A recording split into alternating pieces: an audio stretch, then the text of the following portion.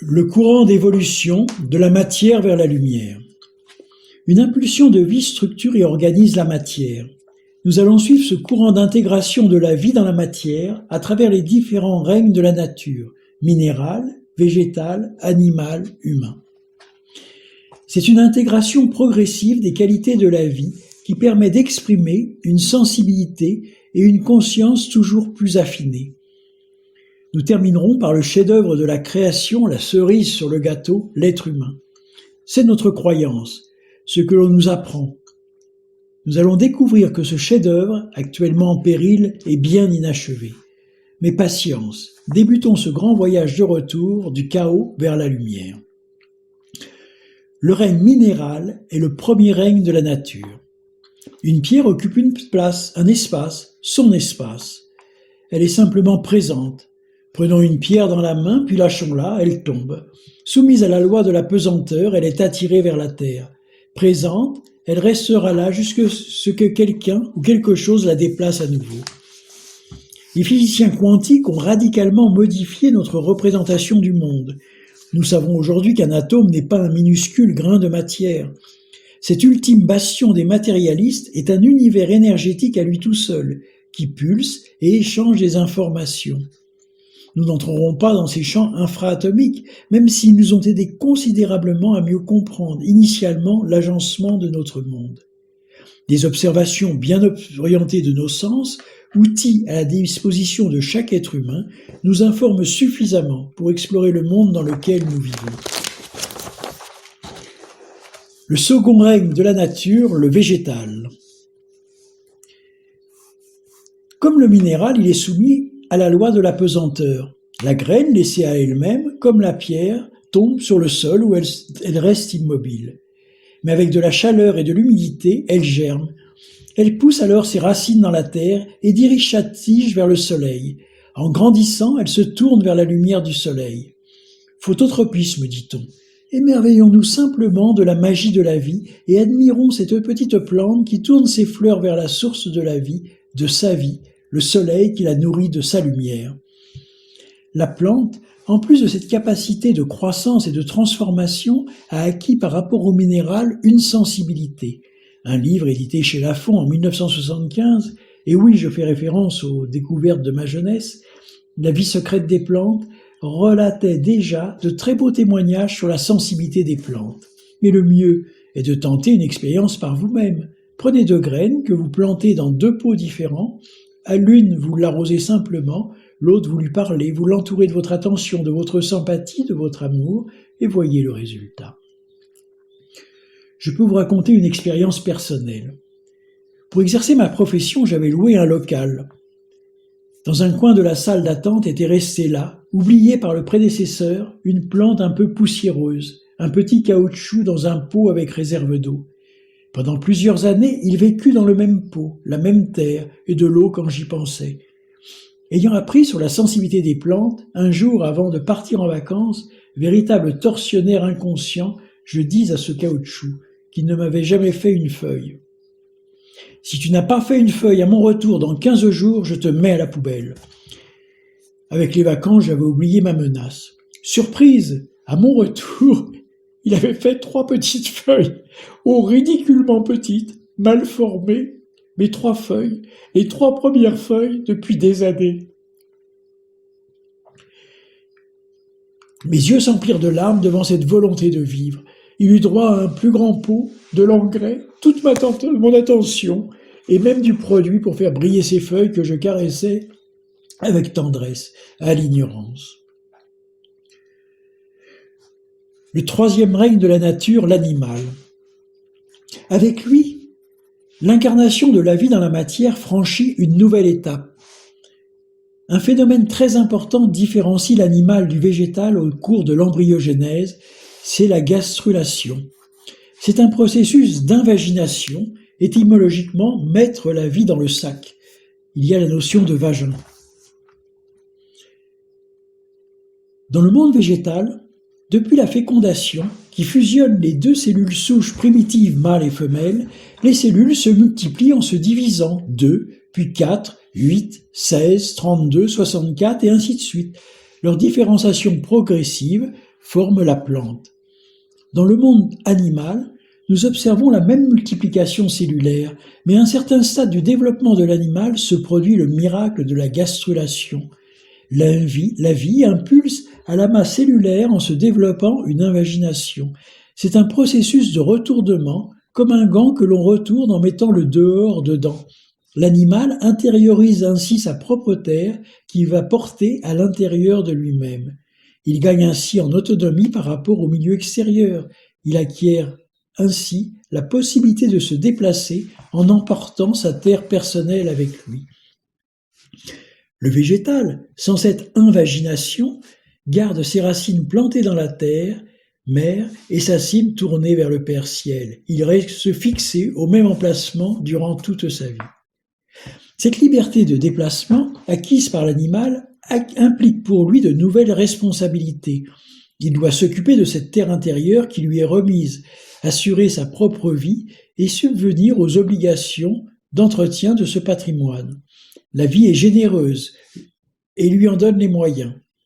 Par l'organisation plus complexe de sa matière vivante, il manifeste de nouvelles qualités indispensables à sa survie et à l'exploration de la vie dans ce nouvel état.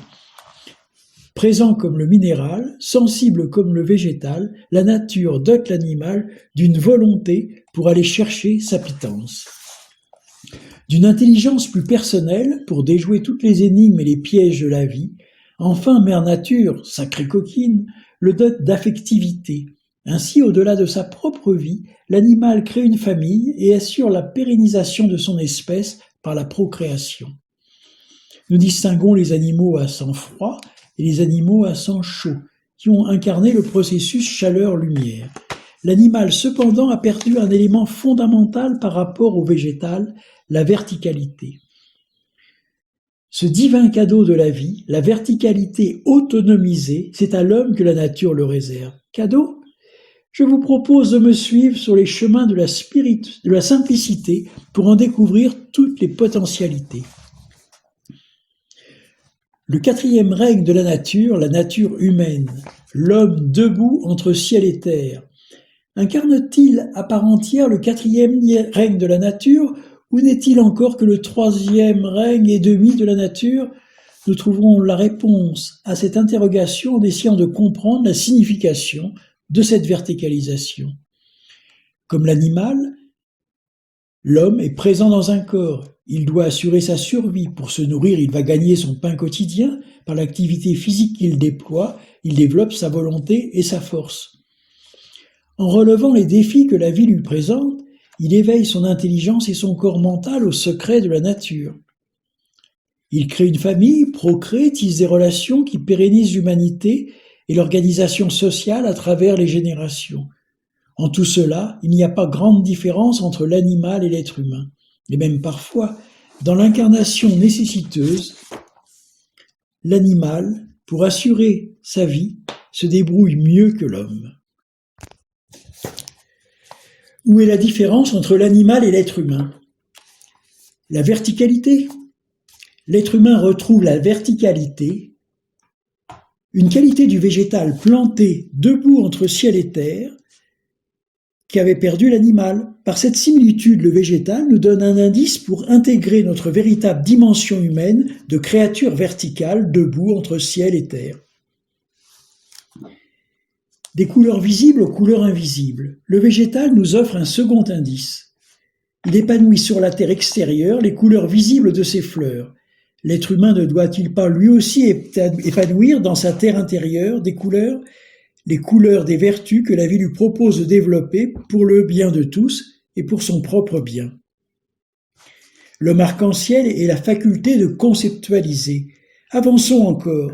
Dans certaines traditions, l'être humain est considéré comme un arc-en-ciel debout, reliant la terre et le ciel. Voici un troisième indice qui nous confirme la réponse. L'être humain est la seule entité incarnée sur Terre qui soit capable de participer et de relier le monde de la matière dense, tangible, la Terre, et le monde apparemment abstrait de l'esprit, le ciel. Comme l'arc-en-ciel, il fait la jonction entre la terre et le ciel. Il ne s'agit pas ici de capacités extrasensorielles. Certains animaux sont beaucoup plus sensibles que nous aux énergies invisibles, les chats, les dauphins. Non, la vie nous offre à l'esprit, la vie offre à l'esprit de l'être humain la capacité de conceptualiser. Cette faculté est nouvelle dans les règnes de la nature. C'est peut-être cette notion que l'on retrouve dans la Bible quand Dieu confie à l'homme la faculté de nommer les choses. Cette mission, cette faculté, lui permet d'intégrer l'expérience de vie à un niveau supérieur par une soi-conscience développée et vécue au sein même d'un corps physique. Cette faculté de nommer n'est-elle pas celle de déterminer, donc de se déterminer? N'est-elle pas l'expression d'une certaine liberté, celle du choix? Ne touchons-nous pas là la notion de libre arbitre propre à l'être humain? La conscience de soi est la capacité de transcender. L'être humain, ayant conscience de soi, est ainsi capable de transcender les 3 domaines d'expression de son être incarné et ainsi découvrir de nouveaux domaines d'exploration et d'expression dans le subtil, non plus dans l'existence, mais dans l'essence même de la vie. Il peut ainsi sublimer son activité en créativité. L'expression artistique en est un exemple. L'être humain n'est plus simplement dans l'action nécessiteuse, il devient créateur et l'exprime dans toutes sortes d'activités qui ne sont plus en relation directe avec sa survie corporelle. La musique, la poésie, la sculpture, etc., etc. Il peut aussi sublimer ses sentiments en amour universel, qu'il exprime dans une religion, une quête spirituelle ou tout autre idéal. Il donne ainsi une autre dimension à l'amour. L'être humain dans le concret aime toujours ses amis, sa famille, ses proches, ses habitudes, son travail, sa maison, mais il peut aussi aimer dans l'abstrait, l'humanité, la création, l'infini, Dieu. Il peut enfin sublimer son intelligence concrète en intelligence abstraite. Au-delà des défis imposés par la vie quotidienne pour se protéger du froid, se nourrir, s'habiller, il peut s'adonner aux mathématiques, à la physique, à la philosophie, à l'astronomie, à l'astrologie, etc., etc. L'humain est-il de la terre ou bien est-il du ciel? Tantôt de la terre, tantôt du ciel, ou participant à la fois du ciel et de la terre? La réponse vous appartient. Nous avons le libre arbitre. Ses facultés d'abstraction lui permettent d'étudier les lois et les principes qui régissent l'univers. Possibilité lui est donnée de découvrir la sagesse de l'univers, cette grande horlogerie qui règle les cycles de notre vie quotidienne, ceux de la Terre, du système solaire et du cosmos. Au-delà de l'effet miroir que lui reflète l'existence par ses sens, il peut explorer le subtil avec la possibilité de découvrir l'essence, la quintessence même de la vie. Ce sont des possibilités quasi illimitées qui sont données en potentiel et en exclusivité à l'être humain. Le problème, c'est que l'être humain oublie le plus souvent ses potes en ciel. La question qui se pose, moi, homme ou femme, dans mon incarnation, dans quelle proportion suis-je dans mon animalité et dans quelle proportion suis-je dans mon humanité? Notre réponse est très intime et personnelle. Dans mon quotidien le plus ordinaire, suis-je régi par mes apprentissages, mes formatages, mes automatismes, ou est-ce que je m'ouvre avec curiosité, amour et sagesse à la vie de l'instant présent et à tous les possibles qu'elle offre? Voici 3 citations qui nous interrogent aussi sur l'homme ou la femme que nous sommes. Gandhi. Notre pouvoir ne réside pas dans notre capacité à refaire le monde, mais dans notre habileté à nous recréer nous-mêmes. Albert Einstein. Il devient indispensable que l'humanité formule un nouveau mode de pensée si elle veut survivre et atteindre un plan plus élevé. Et enfin, Peter de Neuf. Tant que l'amour ne sera pas entré dans le monde, aucune transformation ne sera possible. Triste découverte. Notre conscience d'aujourd'hui est toujours bien ancrée dans le géocentrisme. L'homme du XXVIIIe siècle, riche de sa science et de sa technologie, méprise et se moque un peu de son ancêtre moyenâgeux qui croyait la Terre au centre de l'univers. Triste découverte que nous faisons sur notre chemin vers la lumière. Comme son ancêtre, l'homme moderne patauge toujours dans la même illusion géocentrique. Peut-être même nos ancêtres étaient plus en lien avec les énergies de la nature universelle. Et aujourd'hui, et oui, dans notre psyché, nous n'avons toujours pas franchi le pas qui mènera notre conscience incarnée du géocentrisme à l'héliocentrisme. Nous ne sommes différents de nos ancêtres que dans les couches superficielles de notre intelligence intellectuelle. La preuve, la voici toute simple. Si on demande « Qui es-tu » si on demande « Qui es-tu » je réponds « C'est moi, Tartampion, 80 kilos, 1m70, qui va te donner une bonne raclée si tu lui casses les pieds. » Diagnostic irréfutable. Nous sommes aujourd'hui encore dans une totale identification de l'homo sapiens à son corps physique, aux valeurs de notre avoir.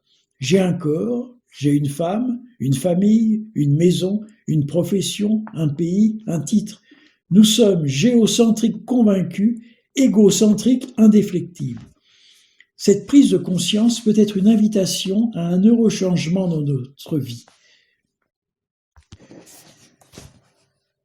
Le 5e règne de la nature, les maîtres spirituels. Les maîtres spirituels sont-ils le 5e règne de la nature ? Sans doute oui, pour les vrais, ceux qui vivent identifiés à l'essence de leur être de lumière et qui la manifestent dans leur tunique de chair. La 5e place est la leur, la 5e roue du carrosse, celle qui ne sert apparemment à rien, mais qui dépanne quand la situation semble foutue. Dans la symbolique, le 5 est aussi la quintessence de la vie, l'éther inaccessible omniprésent. Le 4, ce sont les 4 éléments, les 4 états de la matière sur notre planète Terre, la terre, l'eau, l'air, le feu. Le 4, c'est aussi le carré, les 4 murs, la prison qui peut nous enfermer dans l'illusion matérialiste. Les 4 montants de la croix sur laquelle est sacrifiée pour être sublimée la trinité de l'esprit. Le gourou n'est-il pas là pour nous interroger ? Tu te gourres où ? Quand tu t'identifies à ton corps physique, à ton corps de matière, tu places ta terre au centre de ton univers. De ton univers, tu places la terre au centre de l'univers. Tu as tout faux, car tu es un être de lumière qui fait l'expérience de la vie dans la matière, dans un corps de chair.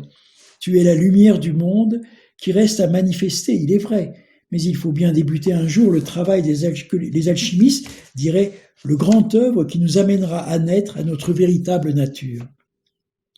Cela nous éclaire sur le véritable sens à donner au processus de la gastrulation.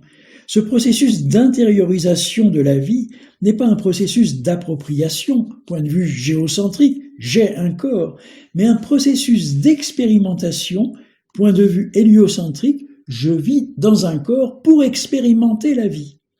C'est une petite nuance. Les êtres éveillés viennent sans cesse au péril de leur vie nous le rappeler, car pris au jeu passionnant, même si souvent douloureux de l'incarnation, nous l'oublions le plus souvent, totalement identifiés que nous sommes à notre corps physique. Ils nous disent « Tu es une manifestation de la vie dans la multitude, mais tu en es aussi l'essence. » C'est le grand secret, la révélation de toutes les traditions. Nous ne sommes pas esclaves, mais fils et princes de la création dans l'apprentissage du respect des principes de la vie. C'est le divin cadeau proposé aux êtres humains. Une offre soumise à la libre acceptation, au bon vouloir de chacun. Si l'homme de chair accepte la conscience-lumière comme sa propre conscience, nous l'avons déjà évoqué, à la mesure de son libre abandon progressif, il se fond dans la vibration de la lumière, puis, dans l'abandon total, devient lui-même la conscience de la lumière, qui est l'essence même de l'univers. Il peut alors naître à l'Esprit divin, qui lui révélera sa nature véritable. N'est-ce pas ce que voulait exprimer Jésus en disant « En vérité, je te le dis, à moins de naître de nouveau, personne ne peut voir le royaume de Dieu. Mon Père et moi, nous sommes un. » Le chemin qui ne peut être tracé vers l'illumination se profile à nos yeux, celui de la simple découverte de notre propre nature divine, par et dans l'apprentissage des lois de la vie. entre le 4e et le 5e règne de la nature, le pas sage. Le grand défi de l'humanité, le libre arbitre, nos choix.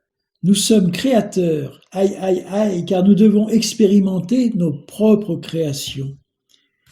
Plusieurs chemins se présentent au libre arbitre de l'être humain.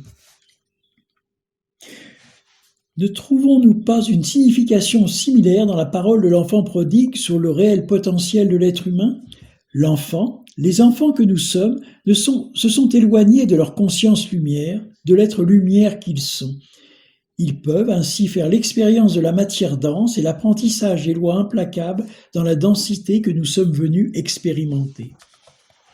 Il y a l'enfant intrépide et il y a l'enfant sage. L'enfant intrépide, il expérimente à sa guise, se rit des règles, fait ses propres expériences dans ce monde à explorer, plein de promesses, de défis et de dangers. Mais les lois de la création existent, et il découvre leurs effets souvent à ses dépens. Ni bonnes ni mauvaises, elles s'appliquent et demandent de rendre compte si nous les enfreignons. Le marteau qui tape sur les doigts de l'apprenti maladroit n'est pas mal intentionné. La méconnaissance, l'ignorance de ces lois peut transformer bientôt ce prince de la création en esclave débiteur. C'est la notion de karma, la loi de cause à effet, que l'on retrouve dans les enseignements bouddhistes et hindouistes. Face à la démesure et aux forces gigantesques qui régissent l'univers, le combat que semble vouloir lui livrer l'être humain indiscipliné peut ne pas tourner à la faveur de ce dernier. Quand nostalgique du paradis perdu, dans un champ de ruines, n'est-ce pas par certains aspects notre monde d'aujourd'hui, l'être humain éprouve le besoin de retrouver la paix, la sérénité. Il peut revenir par le chemin de la lumière à la maison paternelle, là où son héritage l'attend. Il y retrouvera naturellement son statut de fils, en abandonnant celui d'expérimentateur plus ou moins heureux. Et, comme à toute chose malheur est bon, il revient riche de toutes ces expériences inscrites au plus profond de sa mémoire d'être, sans doute une très bonne pédagogie. Comme disait Patricia, ma compagne, la Terre est comme un grand bac à sable. Les humains sont tellement captivés par tous les jeux passionnants qui y sont proposés que pour rien au monde, ils ne voudraient la quitter. Faire des châteaux de sable, piétiner celui du voisin, lui donner éventuellement quelques coups de pelle, lui renverser son seau sur la tête. De vrais sales gosses. Et pourtant, sitôt sortis du bac à sable, les querelles sont rapidement oubliées. Les enfants, après une bonne douche, sont vite réconciliés par le partage fraternel d'un bon goûter, réconfortant, préparé avec amour par des parents qui ont toujours gardé un œil sur leurs bambins. Pendant tout le temps de sa grande aventure terrestre, l'intelligence de l'univers ne coupe jamais la créature en apprentissage de sa source de vie. La lumière, comme un fil d'Ariane, est toujours là, présente dans son éternité, l'enveloppant dans son éblouissante invisibilité et lui éclairant le chemin quand il le désire. Et l'enfant sage ? L'enfant sage, c'est l'enfant qui est resté auprès du Père dans la parabole de l'enfant prodigue. Il est resté dans la maison du Père, régi par l'énergie d'amour. Il a toujours bénéficié d'un milieu favorable. Il n'a pas fait l'expérience de la matière dense. Notons que sa réaction est pour le moins surprenante lors du retour de son frère égaré. Plutôt que de se réjouir lui aussi avec son père de ses retrouvailles, il s'étonne, s'offense presque de la fête organisée pour le retour de son frère. Je crois y décerner une petite pointe de jalousie ou de mépris. Tiens, le manque d'expérience douloureuse serait-elle obstacle à la compréhension et à la compassion pour l'autre ? Mais je ne suis pas dans le secret de la vie. Simplement un expérimentateur comme vous, parmi nous tous, et comme beaucoup d'entre nous, plein de bleus, de courbatures, de blessures, de cicatrices, ramassés au cours de ce grand voyage terrestre. Voyage heureusement aussi enrichi de quelques belles compréhensions que j'ai la joie aujourd'hui de partager avec vous. Bonne nouvelle, sur le chemin, la lumière nous relie toujours à notre source de vie. L'être humain, dans la liberté de son libre arbitre terrestre, est et reste toujours participant et co-créateur de la grande aventure de la création par ses pensées, ses sentiments, ses actes et ses paroles. Son verbe est créateur pour les meilleures ou pour les pires expérimentations. Notre histoire nous le montre. Mais bonne nouvelle, statut de fils ou débiteur, enlisé dans les dettes, à aucun moment il n'y a rejet. Aucune situation n'est jamais désespérée, car Jésus nous le révèle, l'amour est supérieur à la loi. Quand on fait un pas vers notre essence, celle-ci en fait 100 vers nous, à notre rencontre. Nous bénéficions en quelque sorte d'une remise de peine. Alors courage, même si le chemin de retour semble parfois très ardu et très pentu, la finalité n'est pas la destruction, mais l'évolution des enfants de la vie que nous sommes.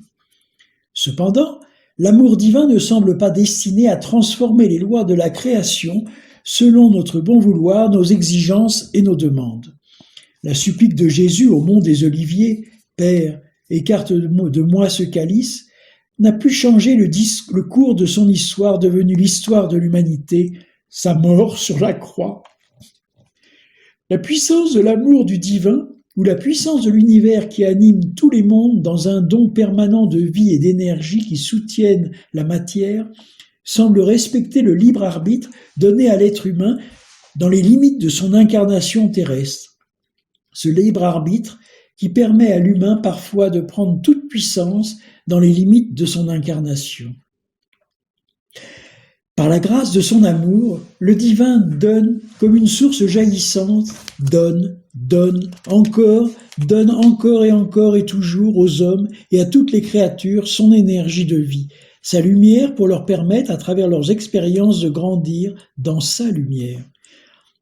Cette lumière pour l'homme est à la fois le fil conducteur pour le retour à la maison, l'énergie vitalisante du quotidien, la qualité de conscience et d'amour qui permettent de vivre, de transcender et d'illuminer les expériences de chacun.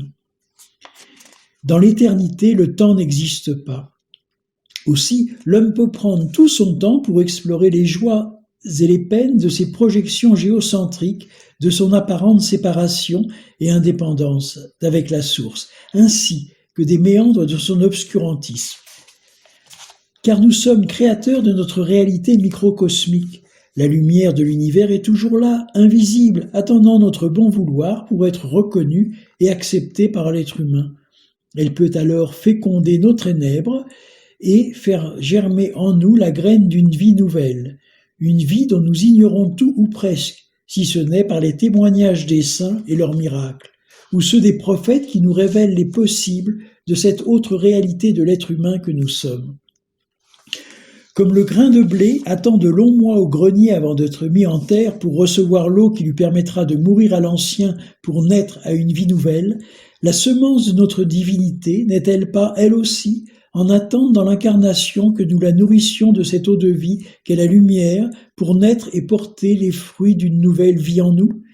Une vie où rien n'aura changé. Manger, boire, respirer et illuminer, c'est-à-dire agir, aimer, penser, prier, méditer, mais où tout sera différent, car notre regard aura changé. La lumière, c'est le retour de la conscience à l'unité, le passage de la conscience du moi-je à la conscience du je suis. Nous l'explorerons plus tard. Comme les vagues sont jeux de la mer, ne sommes-nous pas jeux de la lumière? Chez les hommes, il y a eu le siècle des Lumières, le siècle dit des Lumières. Pour les maîtres spirituels, il y a une lumière unique et éternelle, la lumière de l'esprit, support de toutes les vies individuelles, biologiques, singulières que nous sommes, chacune étant irremplaçable par la richesse de ses expériences, tout originales qui rendent chacun de nous unique. Ces vies deviennent une dans la conscience de l'illumination, comme les gouttes d'eau se fondent dans l'immensité de la mer. Un temps, la vague de la mer se prend au jeu de son identité, plus grosse, plus grande, différente de l'autre. Qui de nous n'a-t-il pas pris plaisir à regarder la beauté de la mer à travers ces vagues qui courent vers le rivage? Riches de leur destin, elles montent, se couvrent d'écume, grandissent, jusqu'à éclater et s'épandre sur le rivage dans une merveille de blancheur, pour aussitôt disparaître, absorbées dans le sable et dans le reflux, mais pour laisser place à une nouvelle vague, dans le jeu éternel et temporel de la vie.